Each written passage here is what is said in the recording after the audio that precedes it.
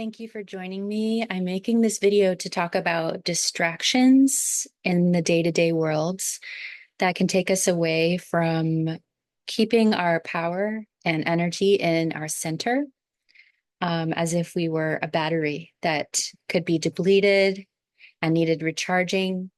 So something to keep in mind as I talk about all of this. It's been a dedication of mine and a practice of mine to notice what distractions are in my life and to find ways to bring my attention back to me so that I can utilize my battery that we all have gifted to us to do things that I really need, like healing my body.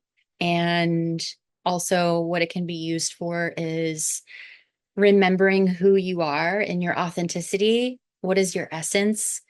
What do you really love doing? And I think a lot of us can forget about all of this when we're being pulled in so many different directions and it's so overwhelming. And another term besides battery, like a computer, when we process so much too much data, it stacks on top of itself and we burn out and become incapable of doing any more processing. And then we're just kind of like on autopilot. This is when people become like a zombie or numbing out or are just so depleted and just they need to get energy now from anything that's in their surroundings.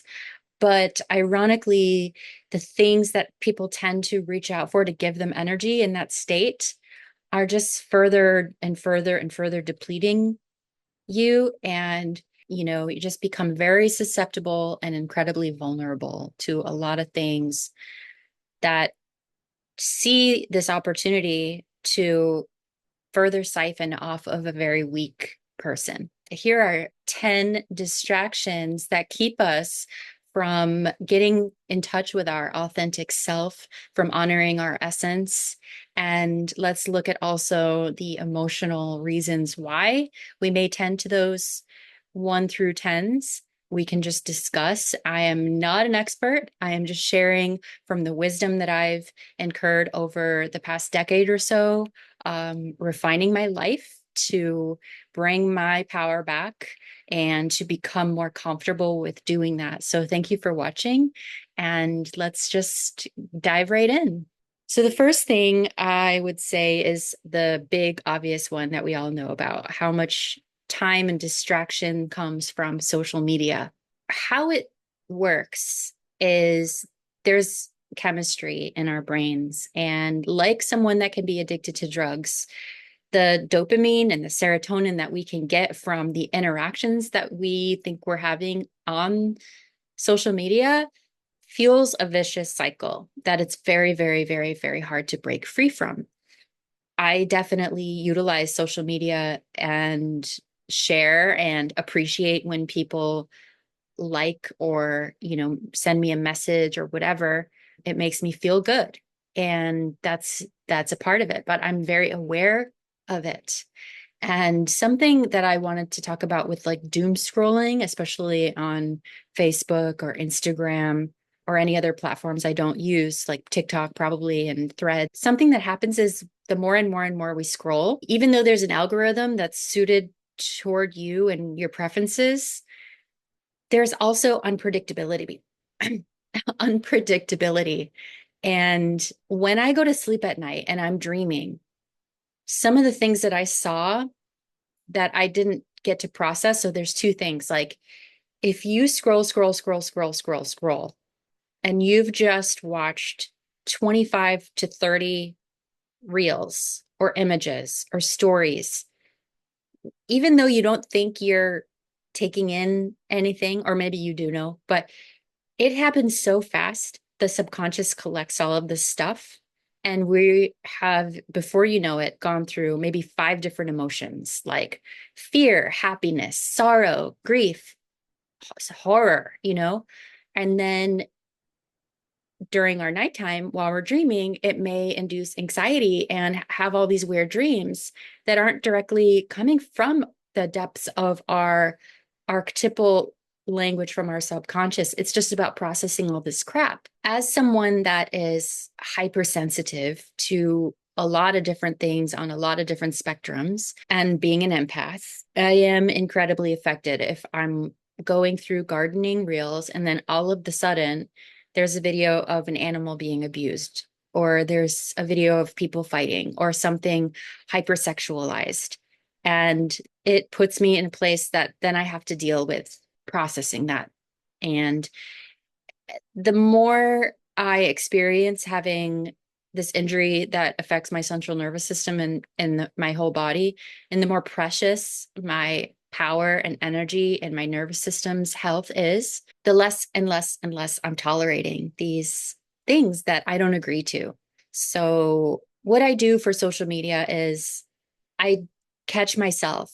I'll go on the page, I'll check in with the people or the messages that I want to. But then after that, I don't start gambling, basically. I don't start putting coins in the slot machine and getting these little hits of happiness or fear or whatever, and then have to process it later. So, what could be an underlying emotional reason that we are drawn to these things? The need for validation, the need to fuel our comparativeness, competition, envy. There's all sorts of emotions in their lower octaves that if we really spent some time sussing through all this stuff, we could flip these emotions and see where their roots actually come from and what could be a higher way to utilize these emotions. The second distraction, big one, is TVs, TV, movies, shows. I really do feel that, I haven't had a TV in my house in 20 years. I stopped watching movies about 10 years ago. I'm just talking about my experience. I'm not saying I'm an expert. I'm not saying anything about sharing my experience. I'm just telling you what I've been doing and what I've noticed. With the proliferation of ads and commercials and marketing and propaganda and predictive programming and seeding our subconscious to be thinking about something, and then, a whole nother video could be about how we actually affect our environment with the states of mind that we hold most often. We are all rippling outward and have an effect. Heart math is a thing. Our electromagnetic fields is a thing. This isn't all incredibly woo-woo. That feeling that I get when an advertisement or a commercial comes on, that voice that's used to manipulate and to sell something, and yeah, I don't even know. It's so, I cannot. So I pay for YouTube Premium, so I never have to watch an ad. Like I said, I don't watch movies. I don't want things. I don't want, if anything's going to try to manipulate me or to make me think about something that I don't want to be thinking about, because as an incredibly imaginative, powerful creator person, as an artist, as a sensitive person, as like a mystical type person, I know that these actually are things that manifest in the outer reality. And we all have this. Is not supernatural. It is just supernatural, like super, like very, very natural. Every single person is a powerful, creative being. So, what could be the emotional root that we're drawn to watching movies and TV and zoning out and all that stuff, and being susceptible to take in predictive programming and manipulation from ads? When we're in that zoned out zombie state, our brain waves are just like, taking in information. And we're so vulnerable in those states. All of a sudden, you don't know why, but you want to go out tomorrow and go shopping. And you want to stop at this fast food place so you can get the latest blah, blah, blah. And then you want to listen to this music because everybody else is. And then you want to talk about this because everybody else is. And you're not yourself. You are just being puppeted by, some corporations. They are manipulating you to maneuver you around in this world and taking your precious energy from you on a day-to-day basis so that you cannot find your essence, and you cannot come into your authenticity, and that you cannot do the things that you really want to do and be innovative and progressive and caring and, be permission slips for other people to have them be stronger lighthouses for themselves as well. And, we can light up this whole system and do some really amazing things without being sidetracked and sucked dry of all of our potential every single day over and over and over and over again. Um, so the third one I would talk about is consumerism. When you pull yourself away from that current that's just flowing by so fast with so much energy, and you realize, like, what is it that I really want to be doing? What is it that I really want to be spending my money on? Wow, I can actually save my money and then I can like do really big things. Or like I have a freaking garden out here. I'm growing my own food. Last night I had zucchini pasta. I'm growing butternut squash. I got herbs I'm eating every single day, oregano salad. I'm making mint tea. I've got blackberries. The list goes on and on and on. And I have not even gotten started yet. I just moved here like 6 months ago, and I have a whole seed collection from years. Where does the desire for extreme consumerism come in? Poverty mindset, scarcity mindset, to feel like you're keeping up with everyone, and so we can all relate and we all can see that we're all on the same page. We're all getting and doing and listening and buying the same things. So that means that we're still in the tribe and we're not kicked out because we're different. It might come from stuff like that. So number 4, I think, is notifications, which I hinted on a little bit earlier. Every time a little bell goes off, some kind of chemical reaction is released in ourselves, either fear, who is that? Wondering if we're going to get another dopamine hit. Is it this? Is it that? Is it this? Is it that? So I turn off every single one of my notifications on my phone. I do not have my ringer on. I do not have my text messages ringer thing on, unless, of course, I'm anticipating that someone is going to call me and I have a plan for that. I will turn on, obviously, so that I can be present for what I've planned. But any unplanned notifications that just think they can immediately have access to my precious energy and stuff that's going on. And I want to say something right now too. If you've gotten this far and you're triggered, because it's like, I have a family, I have a boyfriend, I have a husband, which I don't have any of those things. I can delve deeper into this concept that I'm bringing up.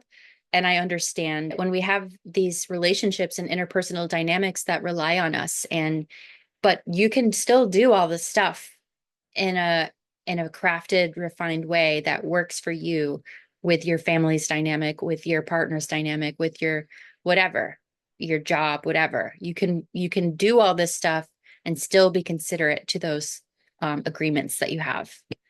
So it's not just like, oh wow, must be nice. You have nothing going on. You can't work because you're extremely injured right now. You don't live with anybody. You don't have any animals or kids to take care of. I'm not married. I don't have a boyfriend. I don't have a family. I don't have all the stuff. I am sad about all of that. I don't know that I would definitely choose that if I had the choice, but I have an injury right now and it's requiring all of my attention and energy. And so that's just what's happening for me. So I get more time to contemplate. I'm experiencing extreme pain at the same time. So I don't know if you would cash in all of that to have isolation so you could focus more, because you'd have extreme pain. So it's all relative. Maybe the emotional route to getting notifications could be something like fear of missing out, FOMO. And so there's work to be done around that. How can I just be? We didn't used to have everything at our fingertips. How can I just be and allow without having to be right there? Like, let go of some of that control and need to know everything right at the first second.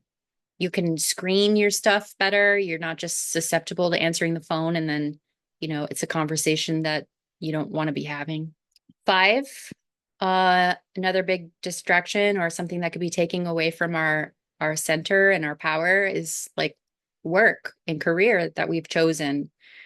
Is it aligned with your integrity? Is it something that you feel passionate about? Or is it just really to make money and you're just giving up your energy and your stuff just so you can make money, which is unfortunately what a lot of us have to do. I still have to work. I'm trying to sell my art. I sell my art. This is another thing. I don't want people to see me and I'm making this video and think automatically that I'm healed and I'm all better and I can get back to work. If I took down these beautiful green crystalline curtains, you'd see that I'm sitting on my bed and I have a bunch of stuff around me that I need for my accessibility. I have a wheelchair over here. I can't sit up for very long. I'm going to have to end this video pretty soon. So just because I'm being sweet to myself and letting myself play and, put a little makeup on and make this jewelry, I just made it for this video. I'm so grateful that I get to do that, but I'm going to have to rest a lot. And hopefully I don't have like some insane flare up from sitting up for so long. Anyway, don't assume about anything, about anyone at any time. And I think that's another wise thing to say. So, in regards to work and career, I think the important thing about that is to set boundaries and to only do it during certain times. And when you're not working, shut it off and create boundaries. I think that's a good thing to do there. And if you can find a different job, if you don't like what you're doing, so that it's not a double siphon, it's not only taking your energy, but it's taking your integrity and kind of soul sucking. Like, figure it out and try to find a job that works with your passions and what you believe in, your values, systems, and integrity. 6, over socialization and gossip.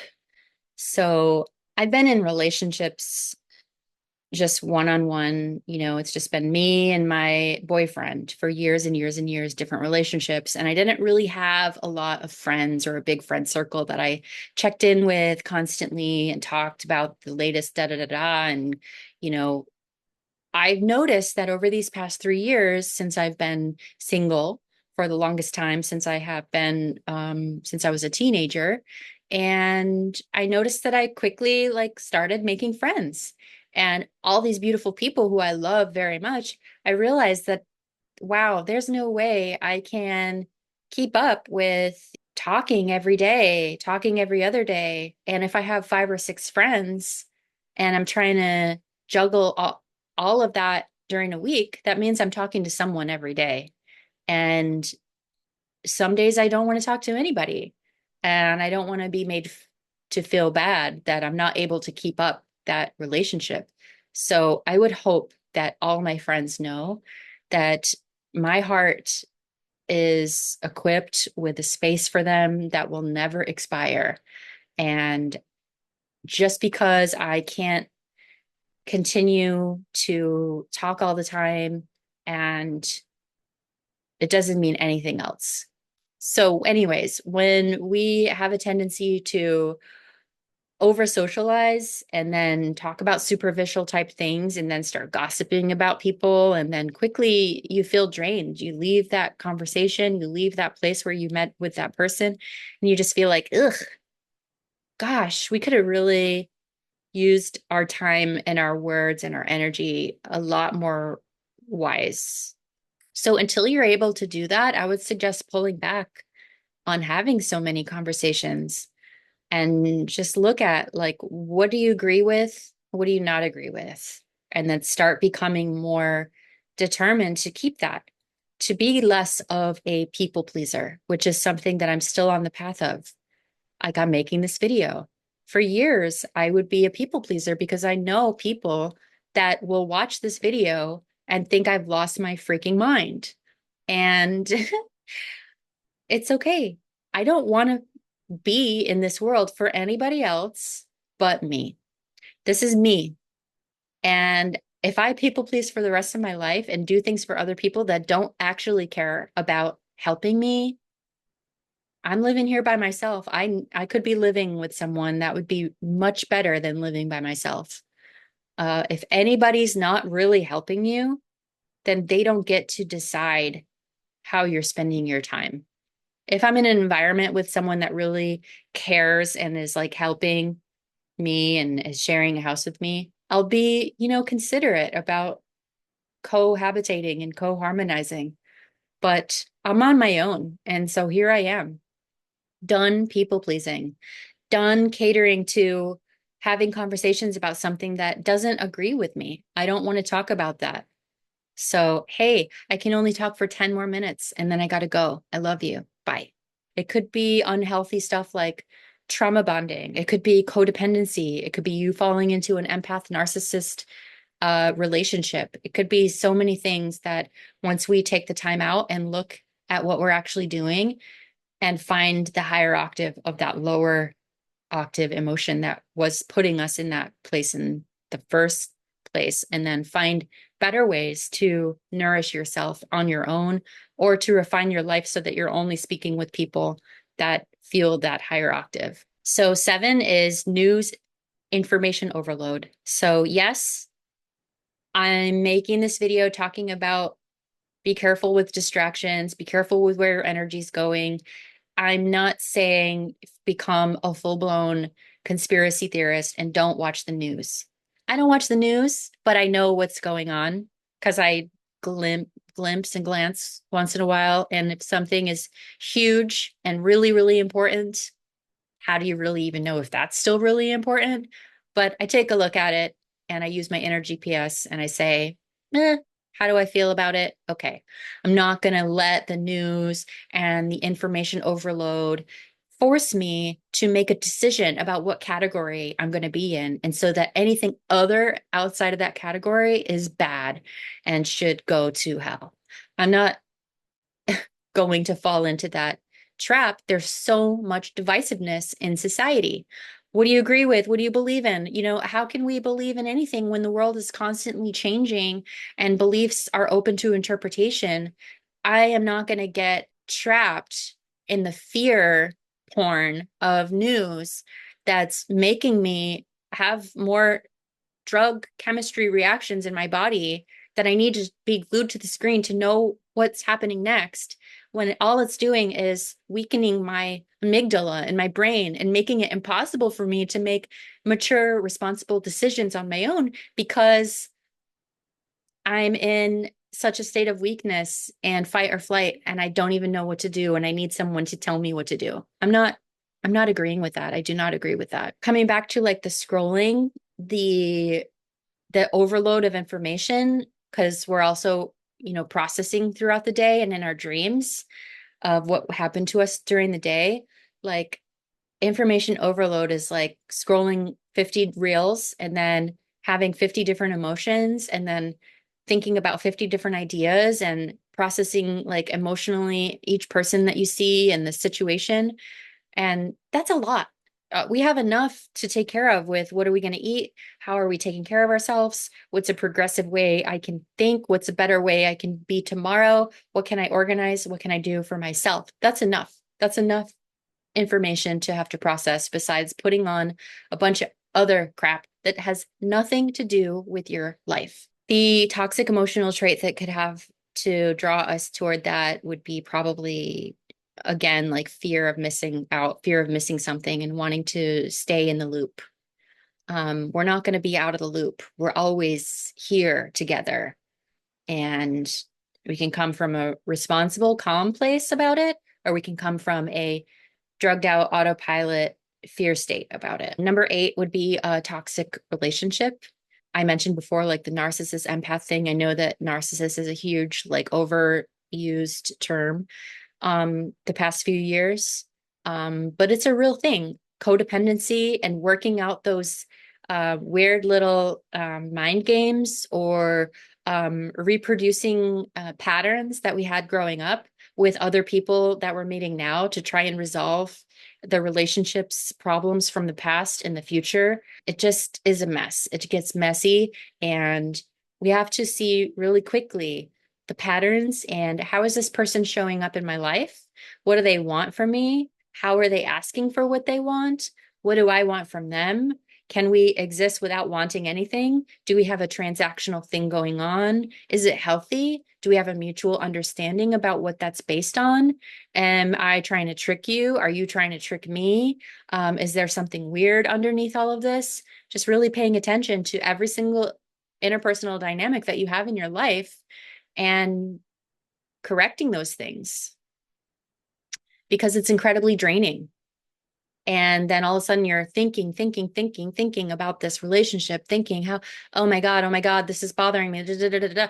And then all of a sudden your battery is dead. So the unhealthy emotion for that could be like an attachment. We can be addicted to unhealthy patterns.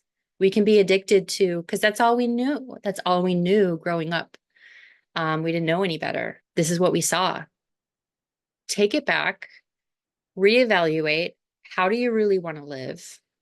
And practice, practice, practice. Little by little, baby steps every single day. Stay aware, stay conscious, stay on top of what you're doing.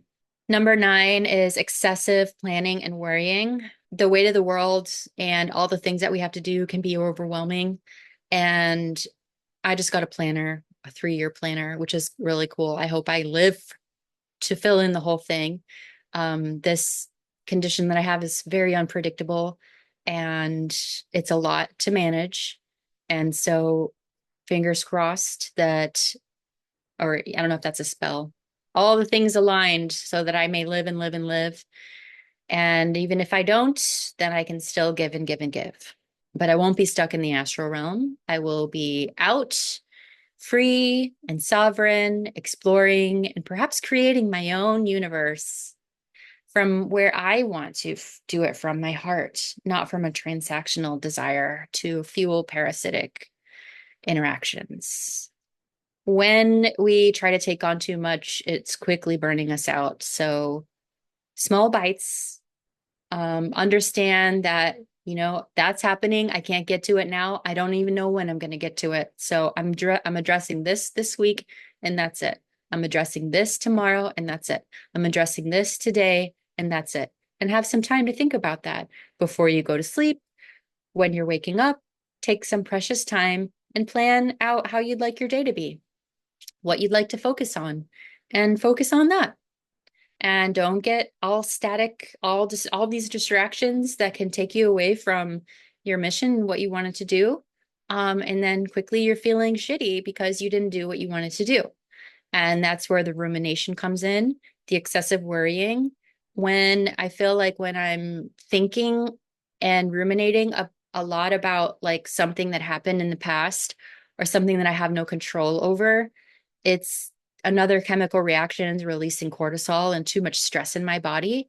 And that wears down. It's oxidative stress. It wears down the heart, the adrenal glands, the mind, everything. And it's just no bueno. So pay attention when you find yourself caught in a loop of worrying and rumination and thinking about something that's not relevant. Because I think our mind doesn't know the difference if we're thinking about something or if we're actually doing it. There is some scientific research that talks about that. A toxic emotion that could be leading us to do these things could be like the fear of the unknown. Like I was definitely this past year, I'm not knowing what's happening in my body. I'm so uncomfortable. I can't get out of bed. I can't move. I can't move my body. Am I going to die? Or the fear of the unknown, and then becoming okay with, yeah, if I die right now, I lived a great life. We're all going to go. And don't let fear of the unknown take away your precious energy while you're still here in this moment. The last one can be perfectionism and overachieving. That can be a big distraction. So caught up all day of like, I need to be the best. I need to do this perfect. Only I know how to do this. They can't do this. I got to do this. I got to be a hustler. I got to make money. I got to get a side hustle. I got to look this way. I got to do this. You feel insecure and you feel like you got to prove it to yourself all day, every day that you're confident and that you've got your stuff together. And we're all human. We're all fumbling through this experience every day. Just because you're older, just because I'm older, doesn't mean that I'm doing things. Basically, what I'm saying is the older you get, it's not directly equivalent to the smarter you are. So the older people get, sometimes the more chances they've had to be usurped by distraction, that they're running on a part of their brain and their spirit's not even in their body. I'm noticing that I'm glad that it's over, this video, that I've gotten to 10. And I hope you got something out of it. What if I could do something like this once every week and a half? That would be so cool. Every single day, I am dedicated to my physical therapy and to the goals that I have for myself to keep myself feeling healthy and aligned and, doing the things that bring me joy. And I am a lighthouse, just as you are, a beacon. And let's shine from our authentic essence, from who we truly are, and give permission to those around us to be the same. And we can come together from these balanced emotional spaces and make really wise decisions about what's going on in our environment, our community, and our relationships, instead of coming from a place of fear and paranoia and all those lower octave emotions.